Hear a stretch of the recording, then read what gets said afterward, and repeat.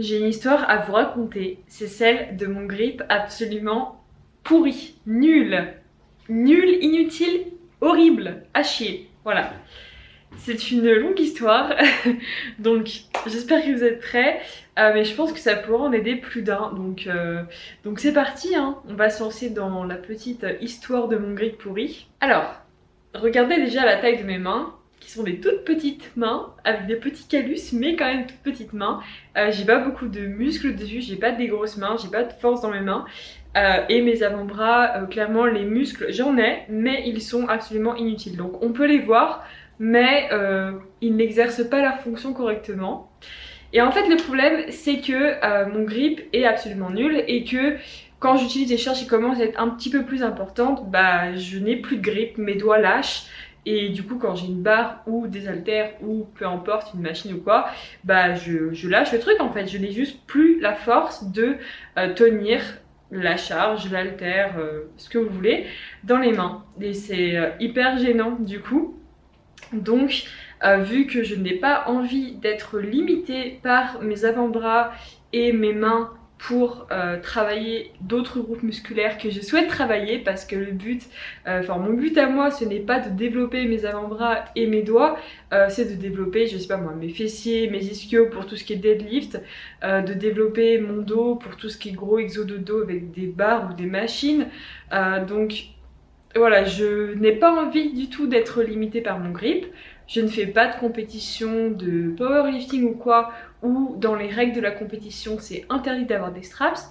Moi je fais du bodybuilding, mon but c'est de construire du muscle, donc je ne veux pas être limitée par des groupes musculaires que je ne cible pas. Donc il fallait que je trouve une solution parce que pour tout ce qui est exo de dos, de haut du corps, on va dire que ça va encore, je peux me débrouiller pour pas mal d'exos sans aide pour mon grip. Pour le haut du corps, en général, j'ai pas trop de soucis au niveau de mon grip, à part pour le dos où généralement j'utilise des charges qui sont quand même assez importantes et du coup je peux être limitée, mais pour le reste, pas besoin de quoi que ce soit. Mais du coup, pour tout ce qui est haut du corps, j'utilise tout simplement des straps classiques. Donc avant j'utilisais les straps en tissu, en nylon ou je sais pas trop quoi, mais deux gros inconvénients. Le premier c'est que ça s'abîme très facilement avec les barres, vu qu'il y a le frottement, ça lime en fait le nylon et au bout d'un moment ça se déchire, voilà. Donc ça tient pas hyper bien par rapport à ça, et en plus je trouve que ça glisse quand même.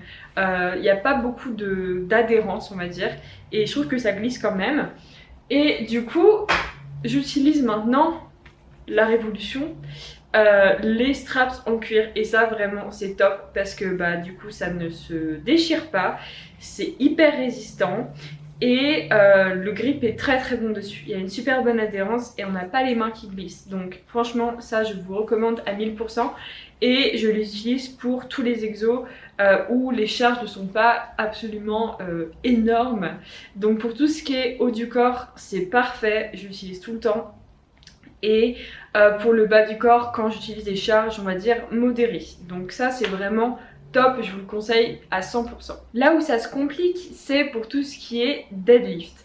Donc pour vous donner un petit peu un ordre d'idée, quand je m'échauffe, je garde vraiment un rien, sans strap, sans rien, pour 40 kg. Par contre, quand ma barre fait 60 kg, je peux faire 3 ou 4 reps sans rien et mon grip lâche en fait, juste après.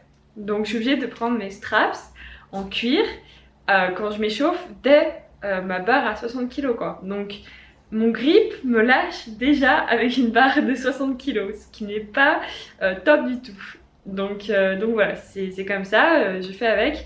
Et le problème c'est que même en travaillant mon grip, parce qu'on m'a dit plusieurs fois, oui bah du coup faut que tu travailles ton grip, machin, ça sera mieux. Mais le problème en fait c'est que la différence de force entre mes jambes et mes avant-bras, mes doigts, mes mains est tellement importante que du coup, même en travaillant mon grip, je vais gagner quoi? Peut-être 5 kg de force en plus que je pourrais soulever. Mais du coup, ça voudrait juste dire que je pourrais faire 3 ou 4 reps avec une barre de 65 kg. Mais ça m'étonnerait que je puisse faire tranquillement mes 6 reps avec 120 kg en fait. Donc, ok, oui, si je travaille mon grip, si je passe du temps en plus à la salle pour travailler mon grip, déjà je trouve que enfin au niveau de l'investissement et finalement ce qu'on récolte à la fin, c'est pas forcément avantageux. Et peut-être que oui, j'arriverai à augmenter un petit peu ma force au niveau du grip, mais ça sera jamais, jamais, jamais suffisant pour que je puisse du coup soulever des barres aussi lourdes que je peux le faire avec mes jambes sans être limitée par mon grip. C'est juste impossible. C'est impossible. Donc pour moi, finalement ça sert un peu à rien parce que ça sera jamais suffisant en fait. Donc autant que j'utilise des straps ou peu importe des outils pour compenser mon grip pourri plutôt que de travailler dessus et que finalement ça soit jamais suffisant. Comme je vous ai dit, mon problème c'est que mes doigts me lâchent. Tout simplement, je n'arrive plus à tenir la barre dans mes mains. Ça lâche. Donc il fallait absolument que je trouve une option qui permet en fait de garder la barre même si mes doigts lâchent en fait. Donc en gros, remplacer mes doigts par quelque chose de bien plus puissant que mes doigts. Donc le truc c'est que les straps en cuir, c'était pas suffisant parce que malgré tout mes doigts lâchaient et finalement la barre quand même tombait parce que ça roule un petit peu quand même. Donc c'était pas l'option qui marchait le mieux. Parce que comme je vous l'ai dit, quand je fais des deadlifts, j'utilise des charges qui sont importantes. Pour tout ce qui est deadlift conventionnel, mon personal record c'était 5 répétitions à 130 kg. Et pour le Romanian deadlift, à peu près 8 répétitions pour 110 kg. Donc du coup, il faut quelque chose qui soit assez puissant pour mon grip, pour que je puisse tenir la barre tout au long. Surtout que ces exercices qui vont être, surtout pour le Romanian, ça va être long en fait. La barre va rester longtemps, on va dire, dans mes mains. Donc il faut vraiment un truc qui me permette de garder la barre tout du long, sans que mes doigts lâchent. Donc pour ça, j'ai trouvé les Hook Grips. Donc j'en ai acheté 2 paires différentes. Donc cette paire là, qui est, on va dire, la plus classique je trouve, donc avec un petit hook, et celle-ci qui est clairement plus grosse avec un énorme hook. Voilà pour la différence.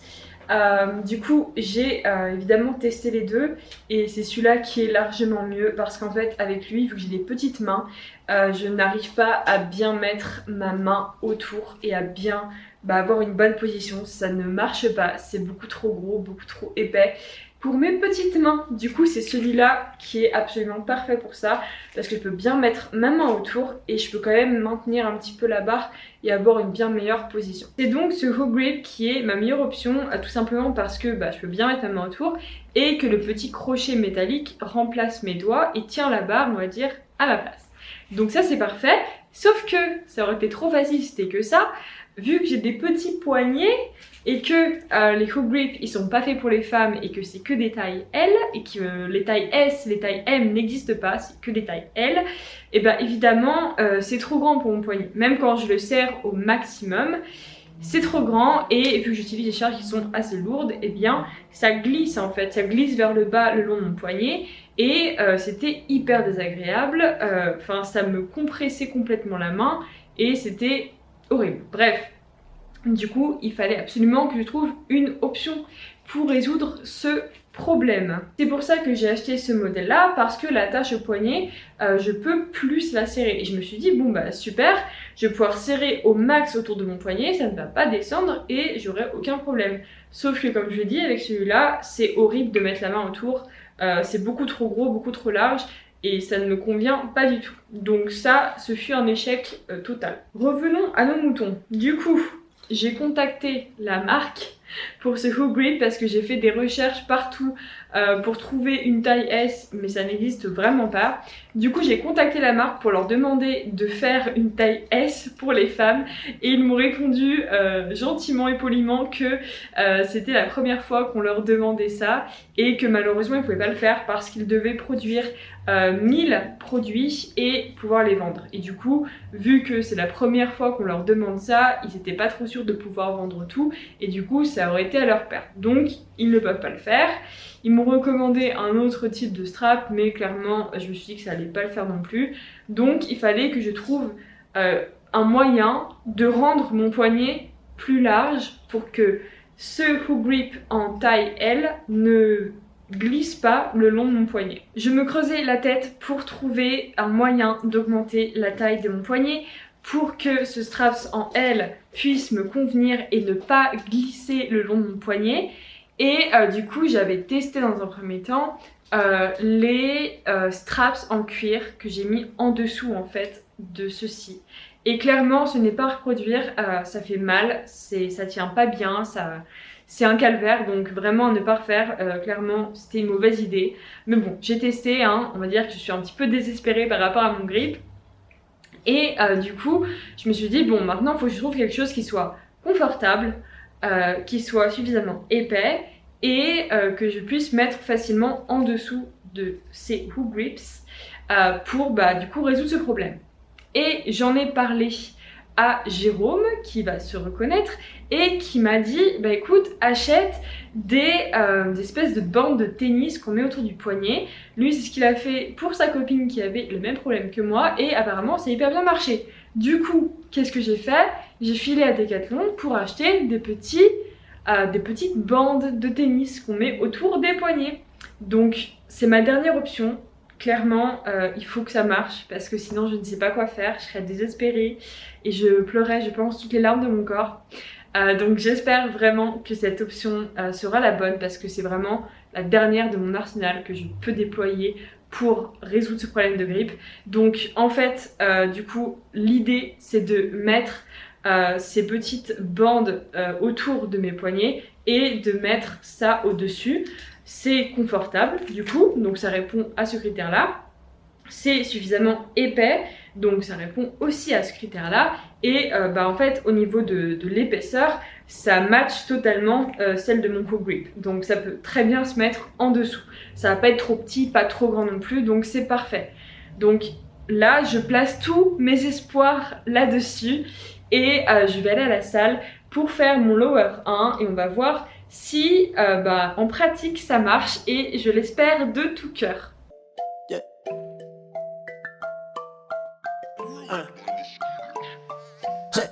Picture me whipping Tesla like Jaden Smith, being extra like green hair with the sketches dancing on top of the whip. Like look at me, I'm a rapper, I got a chain and a dollar. I'm tryna stun on your father like grown man shit. I'm harder than any rapper you know, and I ain't gotta try.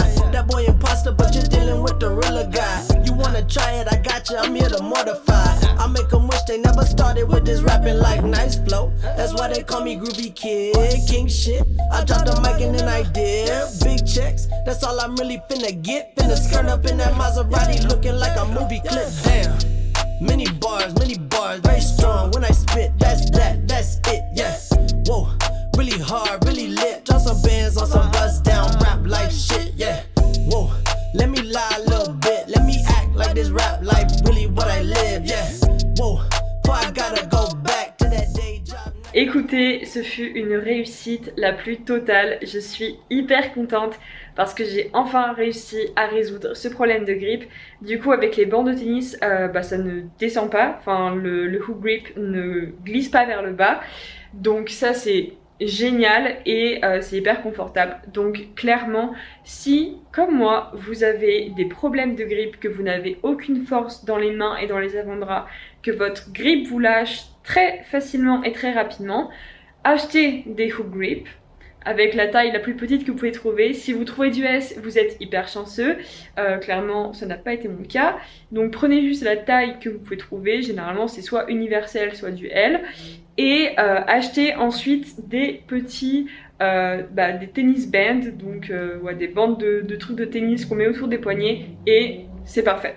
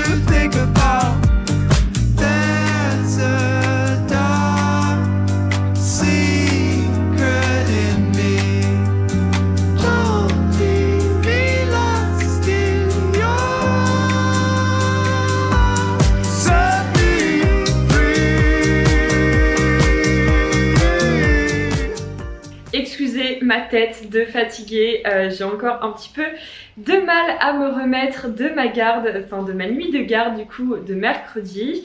Mais là je vais vous faire du coup un petit récap parce que j'ai pas forcément eu le temps ni la force de vlogger la partie précédente de la semaine. Donc là on est vendredi, je vais vous raconter un petit peu ce qui s'est passé dans les derniers jours. Donc déjà mardi, je vous avais dit que je voulais faire une séance de massage pour mon dos. Mais du coup je l'ai annulé en fait parce que j'avais examen de parasitologie le mercredi matin. Et clairement je n'étais pas prête, j'avais vraiment besoin de beaucoup travailler encore. Et du coup j'ai préféré annuler la séance de massage parce que je me suis dit que je pouvais au moins avoir 1h30 en plus pour réviser et non pas pour un massage. Donc voilà, c'est juste moi qui ai préféré gagner un petit peu de temps on va dire pour réviser un peu plus et être prête pour l'examen. Du coup je n'ai pas fait ça, le seul truc que j'ai fait pour mon dos en fait c'est la trigger point therapy de vendredi dernier. Et j'ai réfléchi un petit peu par rapport à tout ça et je suis pas vraiment sûre de continuer parce que en fait je trouve que c'est, enfin j'ai payé quand même 20 € pour 1 heure et il a travaillé que sur la zone droite du coup, enfin mon dos à droite, c'est là où est le problème en fait parce que mon épaule a tendance à partir vers l'avant lorsque je fais du posing de dos et j'ai beaucoup de mal à corriger tout ça et visuellement ça se voit. Bref, du coup il a bossé que là-dessus pendant 1 heure et j'ai un peu de doute aussi sur l'efficacité parce que bon d'accord après une séance on va pas forcément voir de résultats fous mais je sais pas, je suis un petit peu perplexe, je sais pas si ça va vraiment aider en fait pour mon dos et je sais pas du coup si ça vaut le coup d'investir pour ça. Donc pour le moment je sais pas trop, dans tous les cas dans les 2-3 prochaines semaines je vais pas avoir le temps d'y aller parce que j'ai beaucoup d'examens. Donc on verra après, j'ai encore le temps d'y réfléchir mais là pour le moment j'avoue que j'ai un petit peu de doute là-dessus. Donc pour le moment mon dos j'ai rien fait de plus dessus et j'ai pas vu de changement particulier évidemment donc on va voir, écoutez, on va voir, pour le moment je sais pas trop. Ensuite le mercredi c'était clairement une grosse journée et en fait j'ai dû organiser mes trainings sur la semaine par rapport à cette journée là parce que du coup le mercredi j'avais examen le matin, ensuite j'ai eu une présentation à faire le soir et la nuit j'étais de garde. Donc ce que j'ai fait avec mes entraînements, normalement le mardi c'est mon jour de repos. Mais en fait ce que j'ai fait c'est que le lundi j'ai fait les jambes, le mardi je me suis entraînée, j'ai fait le haut du corps et le mercredi j'ai fait le bas du corps. Donc je suis allée m'entraîner après mon examen. Donc vers on va dire, je crois que je me suis entraînée de 13h à 16h, un truc comme ça. Pour faire les jambes. Ensuite je suis rentrée, j'ai fait la présentation et après j'ai tout préparé et je suis allée à la fac pour faire ma garde de nuit, donc de 20h du soir à 8h du matin, donc 12 heures de garde et je n'ai pas dormi du tout parce que dormir lorsqu'on fait une garde, c'est déjà on peut pas forcément dormir tout le temps hein. Clairement on peut dormir que quand il n'y a plus de cas et pas beaucoup donc c'est généralement 2-3 heures de sommeil, pas plus, pour faire des rotations et tout avec les autres et en plus c'est des vieux lits un peu pourris. Bref, déjà que j'ai du mal à m'endormir chez moi donc c'est pas pour dormir lors d'une garde dans un lit pourri pour 2 ou 3 heures.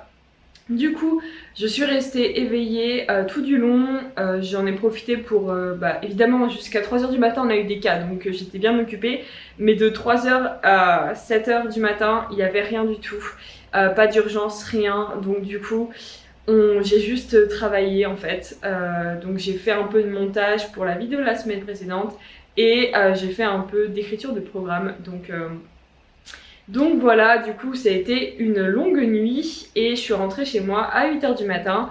J'ai donc dormi parce que j'avais clairement besoin de sommeil, donc j'ai dormi jusqu'à peu près 15h, donc de 8h à 15h, donc 7 heures de sommeil et après j'ai eu d'autres choses à faire. Puis je me suis couchée tôt.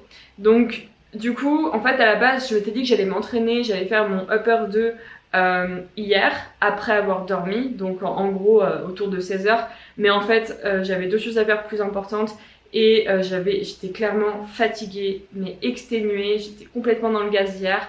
Donc finalement c'était mon jour de repos, donc hier c'était mon jour de repos et là aujourd'hui je vais faire mon upper 2. Normalement je m'entraîne le matin, mais là ce matin je me suis laissé un peu plus de temps pour dormir parce que pareil je suis très fatiguée et j'ai un peu de mal à récupérer. Donc du coup voilà, je me suis levée un peu plus tard et en fait j'attends une petite machine à café qui devrait être livrée aujourd'hui. Donc pour le moment j'attends en fait de me faire livrer. J'avais pas envie d'aller à la salle et de louper la livraison. Donc là j'attends la livraison et j'irai à la salle après. Donc j'espère que ça va vite arriver pour pas que j'aille à la salle trop tard. Mais j'ai hâte de recevoir ma machine à café parce qu'en fait jusqu'alors je faisais des cafés à la French Press, la presse française, je sais pas trop comment ça se dit, bref. Et en fait j'ai trouvé que les cafés avaient tendance à m'écœurer. J'avais beaucoup de mal à en boire comme ça, je sais pas pourquoi, mais ça fait plusieurs mois que ça m'écœure. Vraiment ça me donne envie de vomir en fait, le café à la presse, je sais pas pourquoi, parce qu'avant c'était pas le cas. Mais ça fait quelques mois que c'est comme ça. Alors que les cafés que je bois qui viennent d'une machine à café, ça passe très très bien. Donc du coup je me suis dit bon, clairement j'ai envie de boire des cafés, mais en fait j'en bois plus, ou en tout cas pas chez moi parce que ça m'écœure. Et à chaque fois j'en achète à droite à gauche qui viennent d'une machine. Et du coup je me suis dit là je vais investir dans une petite machine à café. Comme ça je pourrais me faire des cafés chez moi et ce sera pas des cafés qui vont m'écœurer. Donc là du coup j'attends la livraison, j'espère qu'elle va vite arriver. Regardez ce que j'ai reçu tout à l'heure. Bon je l'ai pas encore ouvert, du coup je l'ai reçu avant d'aller à la salle. Donc dès que j'ai reçu, je l'ai posé, je suis partie, j'ai fait mon Whopper 2, je suis revenue, j'ai posté une nouvelle vidéo YouTube, j'ai sorti le chien, j'ai fait les courses et là c'est l'heure d'ouvrir la bête et de voir ce qui se cache dans ce carton.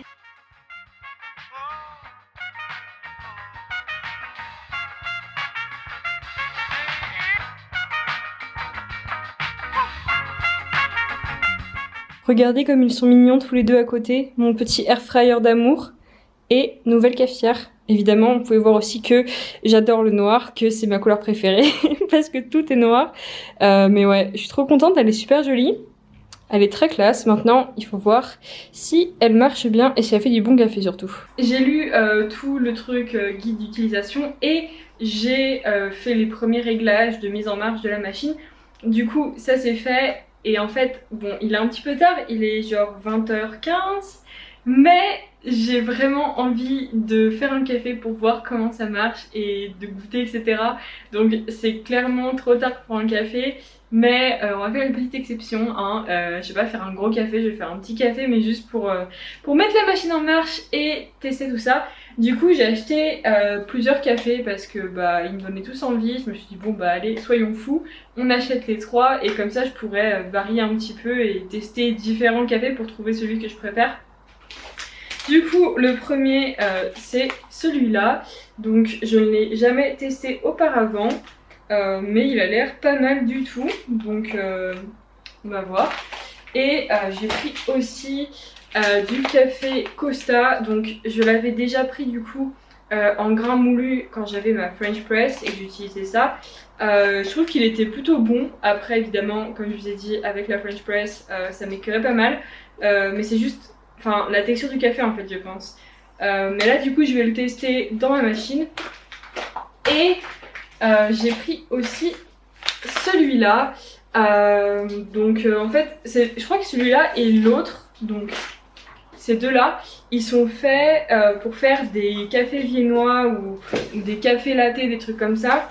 Donc je crois, d'après ce que j'ai compris, c'est que du coup les grains de café sont un peu plus, on va dire, doux et l'arôme il est plus, on va dire, chocolaté. Donc voilà, on va tester. Je pense que je vais commencer par celui-là, je sais pas pourquoi mais il me tente bien. Je sais pas, il y a un petit truc en plus. Donc je vais mettre les graines dedans et je vais faire un café, on va voir ce que ça donne. Mais ouais, j'ai trop hâte de voir ce que ça va donner.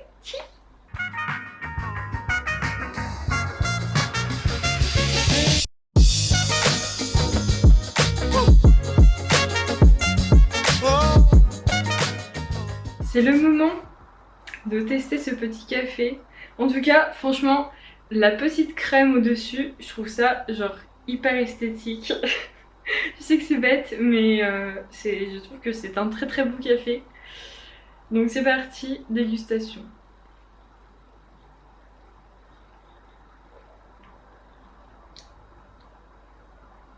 Bah écoutez, il est très bon. C'est un très très bon café. Et il passe très bien, il est... Bah c'est pas du tout écœurant, c'est pas du tout comme la French Press du coup. Et ouais, il passe très très bien. Donc super, c'est un très bon achat. Mais surtout, le plus important, c'est que bah, je ne le trouve pas écœurant en fait, il passe très bien. Voilà, il me donne pas la nausée. donc, donc trop contente, c'est un bon achat. Et ce café est très bon, encore une fois.